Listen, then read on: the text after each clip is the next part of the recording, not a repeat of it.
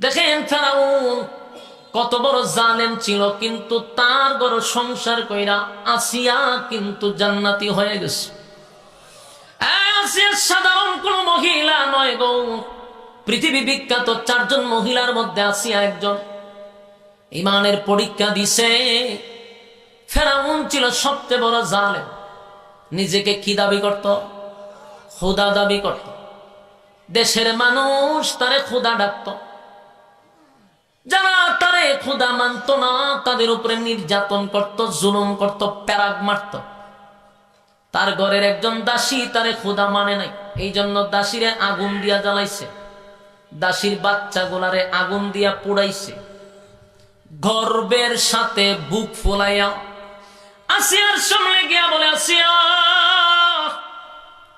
আমাদের ঘরের দাসীকে আমি আগুন দিয়া জ্বালাইছি, বাচ্চাগুলারে আগুন দিয়া পোড়াইছি। আসিয়া জিজ্ঞাসা করলো, কোন অপরাধে তাদেরকে তুমি মারলা? বলে, আসিয়া গো, আমার ঘরে তাকে, আমার খায়, আমার বেতন নেয়, আমার খোদা মানে না, এই জন্য আমি তারে মারছি, তার বাচ্চাগুলারে হত্যা করছি। আসিয়া কয়টা যদি তার অপরাধ হয় তাহলে আজকে আমার পক্ষ থেকে স্পষ্ট বক্তব্য শোনো, তোমার ঘরে থাকি, তোমার বউ, তোমার সংসারে আমি চলি, কিন্তু আমি তোমারে খোদা মানি না। একজন জালেমের সামনে দাঁড়াইয়া স্পষ্ট বক্তব্য দিল, আমি তোমারে খোদা মানি না, কারণ খোদা হওয়ার কোনো কোয়ালিটি তোমার মধ্যে নাই। আমার কথা কি আপনারা বুঝতেছেন? ইতায় তো লড়াছড়া করে কেন ভর করে লেছে না সবটিরে? চিন্তা করছেন কি পরিমাণ ভর করছে? মেজাজটা কেমন গরম হয় না? বিরক্ত লাগতেছে আপনারা? আমি বুঝতেছি কিছু একটা বিরক্ত হইতেছে।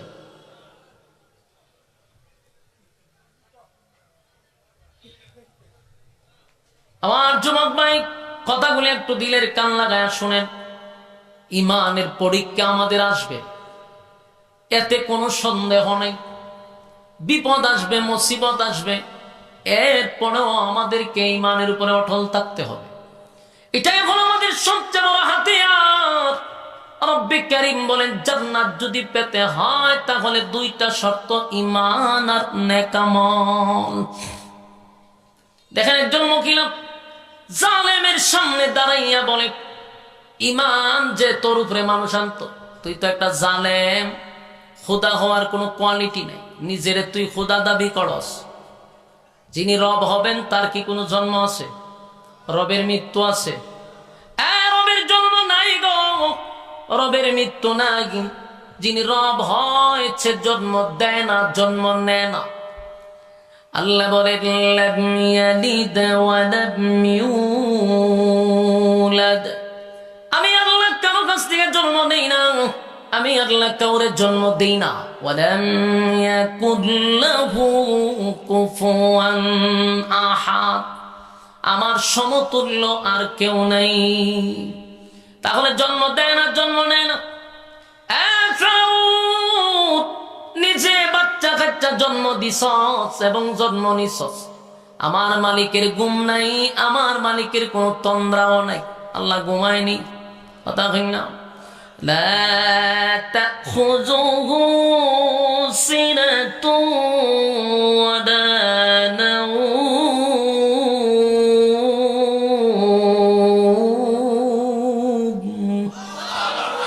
আল্লাহ লা তাখুযুহু সিনাতুন ওয়ালা নাওম, আমার ঘুম নাই, আমার তন্দ্রা নাই, আল্লাহর খাওন নাই, ঘুম নাই, জন্ম নেয় না, জন্ম দেয় না। ফেরাউন জন্ম দেখ, ফেরাউন জন্ম নেয়, ফেরাউন জনমের মতো খায়। আসিয়া হয়, কোন অ্যাঙ্গেল থেকে নিজের খোদা মনে করস? আমি জানি তুই জালেম, জালেমের কাজ হলো জুলুম করা। ফেরাউনের মাথা নষ্ট হয়ে গেল। সারা দেশের মানুষ আমারে খোদা বলে ডাকে, এখন দেখা যায় আমার বউ আমারে খোদা মানে না। ফেরাউন কয়, বউ, আমি যদি খোদা হই তুমি হইবা খুদি। খুদার বউ কিতা? খুদার বউ খুদি। তুমি হইলা খুদি, আমি হইলাম খুদা। এখন যদি দেশের মানুষ জানে যে খুদিয়ে খুদারে মানে না, তাহলে কি আমার খুদাইগিরি থাকবো?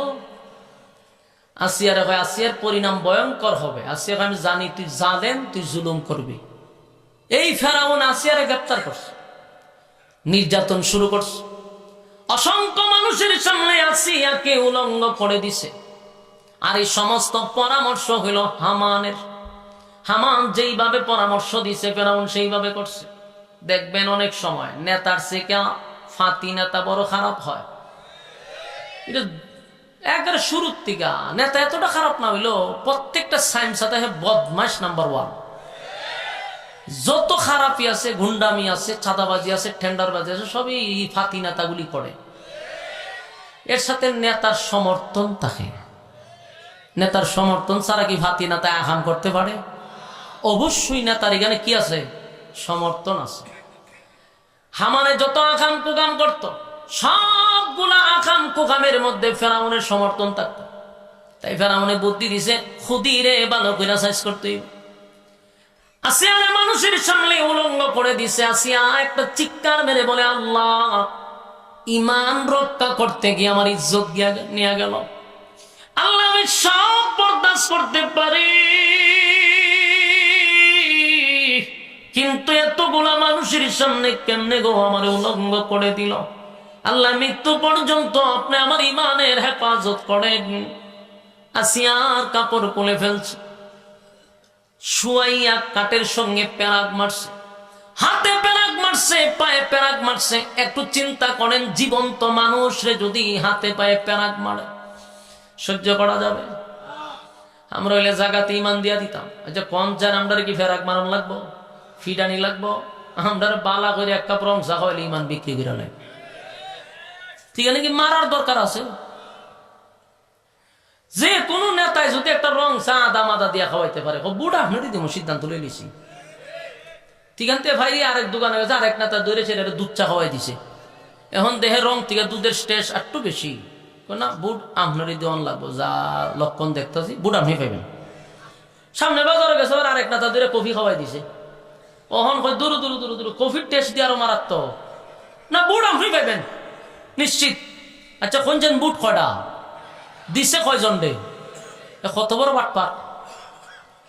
বুটের আগের রাত্রে আবার আরেকজনের রাত্রে নেফা 500 টাকা দিছে। ওহন চাও শেষ, দুধও শেষ, কফিও শেষ।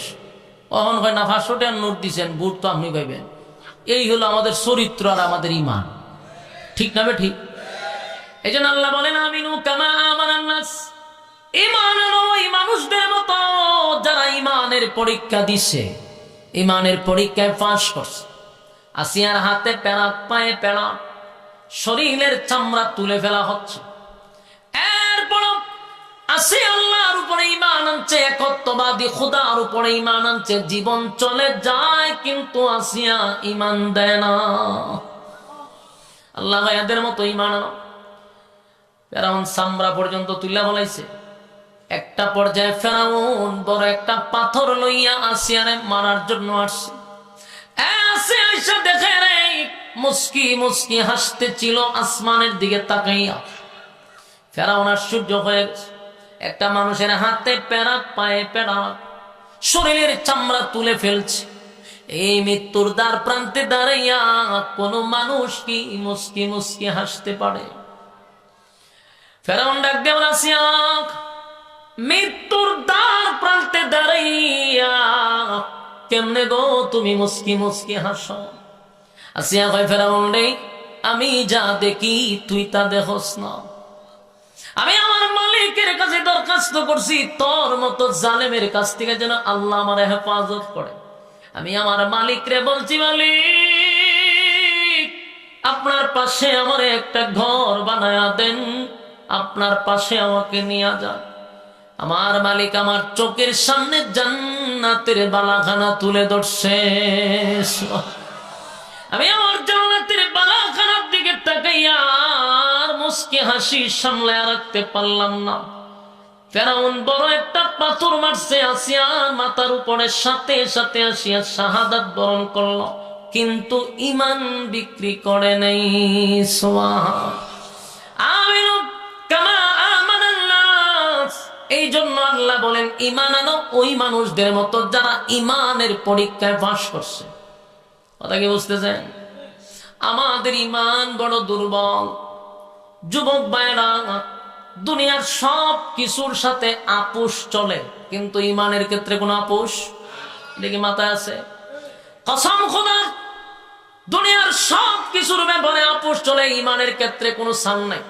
আমার ইমান বাঁচাইতে গিয়া যদি দল ছাড়তে হয় আমি দল ছাড়ব, ইমান রক্ষা করতে গিয়া যদি নেতা ছাড়তে হয় নেতা ছাড়ব, ইমান রক্ষা করতে গিয়া যদি আমার ঘর ছাড়তে হয় আমি ঘর ছাড়ব, ইমান রক্ষা করতে গিয়া যদি আমার দুনিয়া ছাড়তে হয় রে আমি দুনিয়া ছাড়ব, কিন্তু ইমান আমি ছাড়তে পারবো না। কারণ যাররা পরিমাণ ইমান লইয়াও যদি আমি কবরে যাই, যাররা পরিমাণ, আল্লাহ কয় এই অল্প ইমানের কারণে কোনো এক সময় শাস্তি দেওয়ার পরে এই সামান্য ইমানের কারণে আমি তোরে জান্নাতে ঢুকাবো। সুবহানাল্লাহ।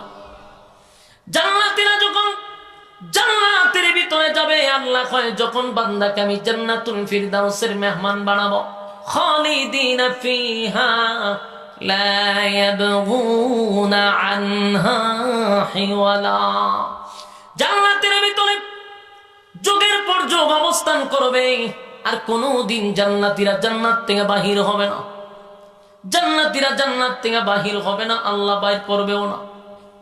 আল্লাহ কয় জান্নাতুল ফিরদাউস আমি দান করব, আর জান্নাতের ভিতরে যাওয়ার পরেই মানুষের সব আশা আকাঙ্ক্ষা পুরা হবে।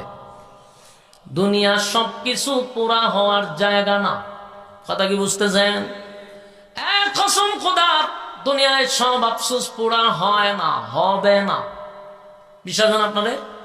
আচ্ছা কোন চাই?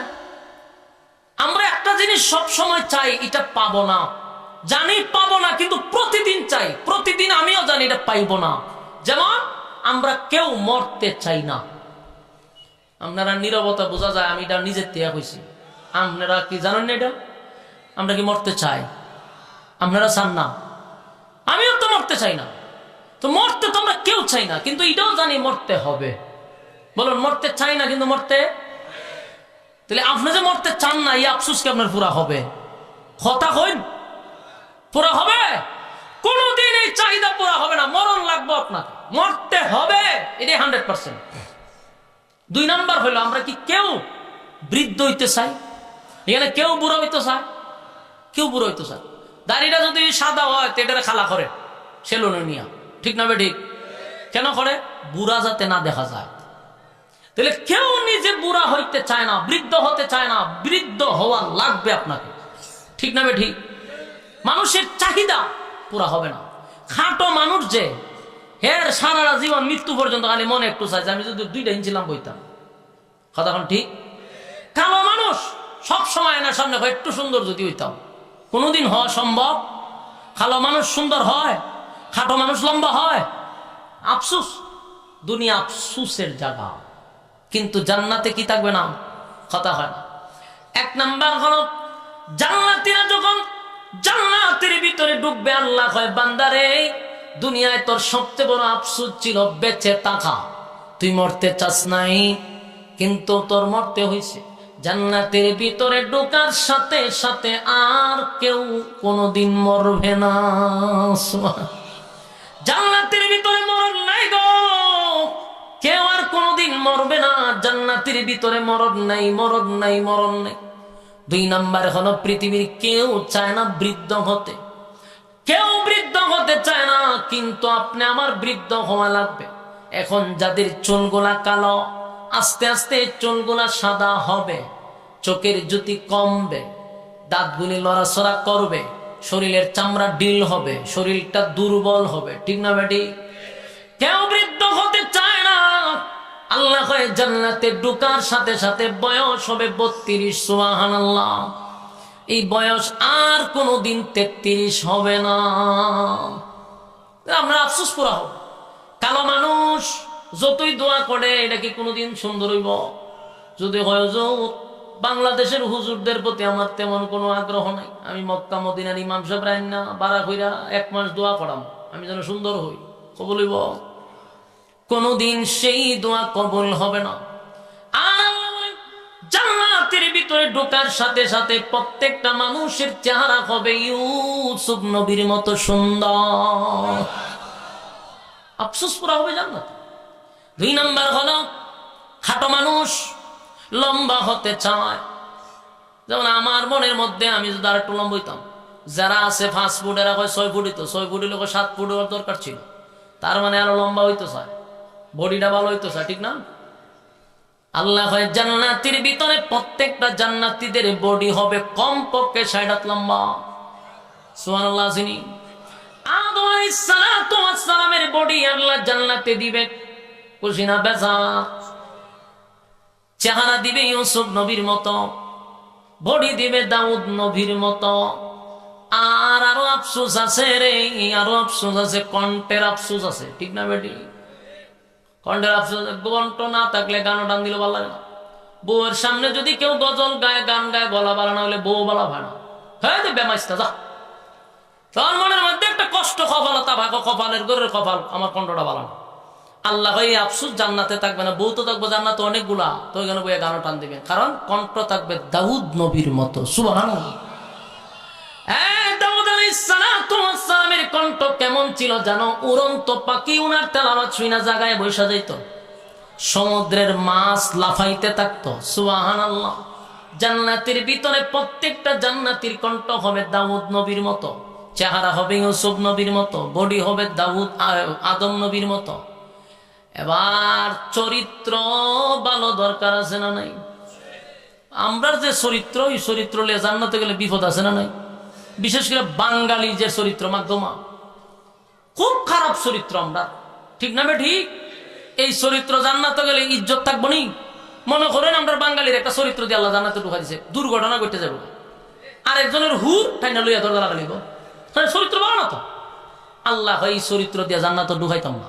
তাহলে চরিত্র কার মতো হবে? আল্লাহ কোরআনে বলছেন, ওয়াইন্নাকা লাআলা খুলুকিন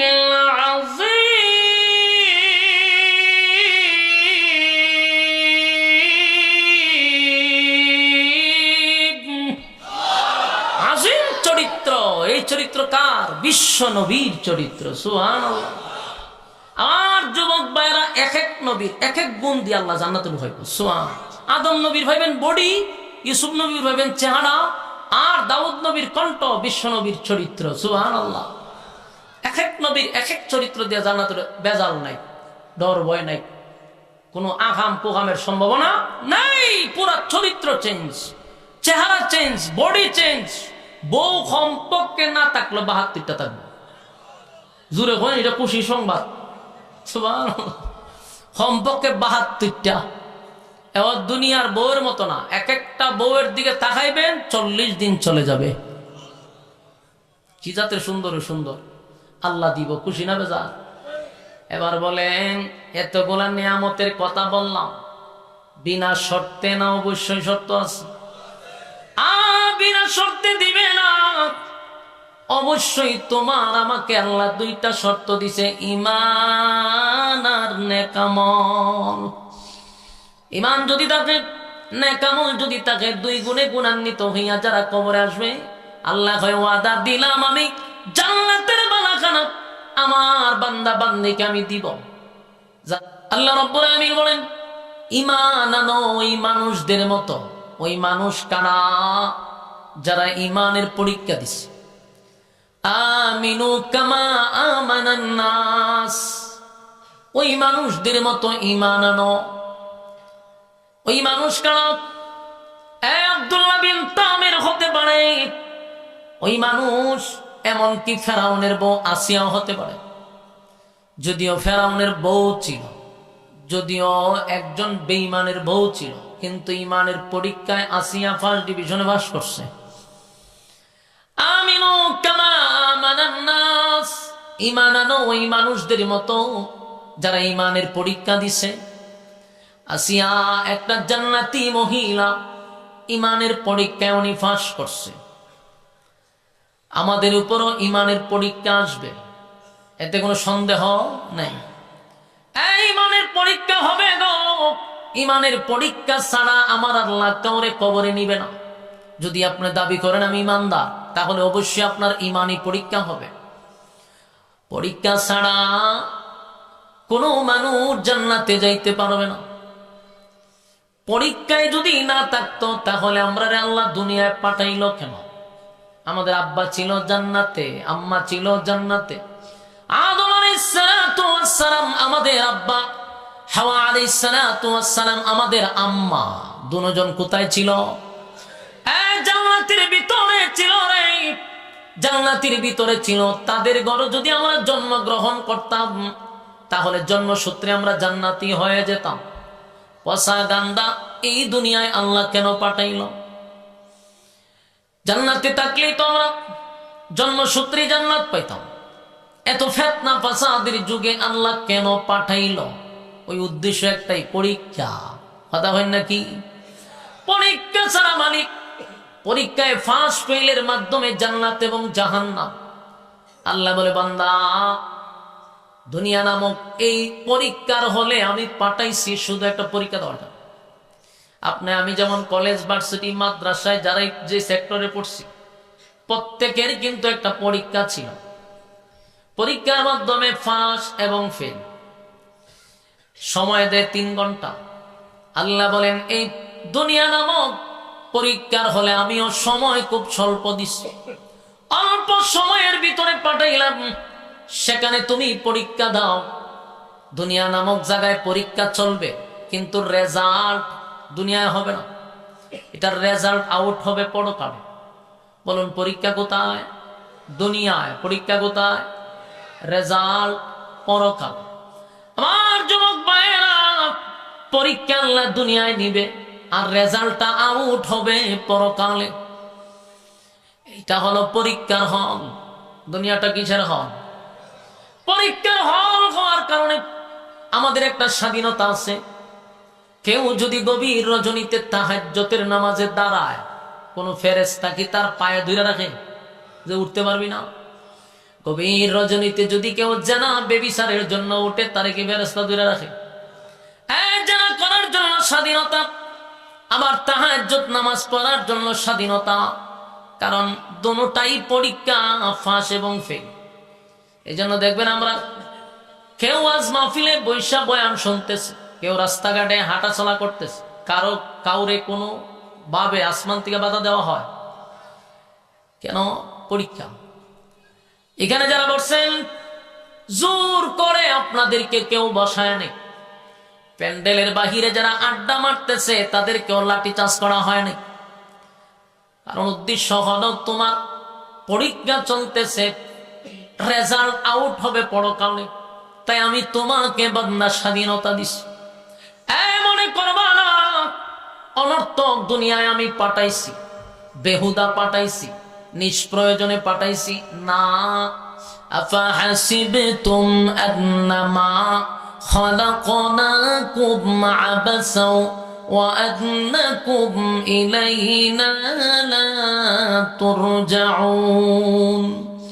আমি অনর্থক বানাই নাই, অকারণে বানাই নাই। কেন বানাইলাম? ওয়ামা খালাকতুল জিন্না ওয়াল ইনসা ইল্লা লিয়াবুদুন। মানব এবং দানব দুইটা জাতিকে আমি বানাইছি শুধুমাত্র কেবলমাত্র আমার গোলামির জন্য। এবং গোলামি যদি না করো তাহলে শুন, রেজাল্ট তো আউট হবে পরকালে। সেদিন তোদের জন্য জাহান্নাম উৎপেতে বসা থাকবে। ইন্না জাহান্নামা কানাত মিরসাদা, উৎপেতে বসা। লিত্তাগিনা মাআবা, সীমা লঙ্ঘন যারা করছে তাদের জন্য জাহান্নাম। লাবিসিনা ফিহা আহকাবা, এই যুগের পর যুগ সেখানে অবস্থান করবি। লা ইয়াযুকুনা ফিহা বারদান ওয়ালা শারাবা, ঠান্ডা পানির কোনো ব্যবস্থা করা হবে না, সুস্বাদু পানি দেওয়া হবে না। ইল্লা হামিমা ওয়া গাসসাকা, রক্তপুঞ্জ আর বিষাক্ত পানি কিন্তু পান করানো হবে।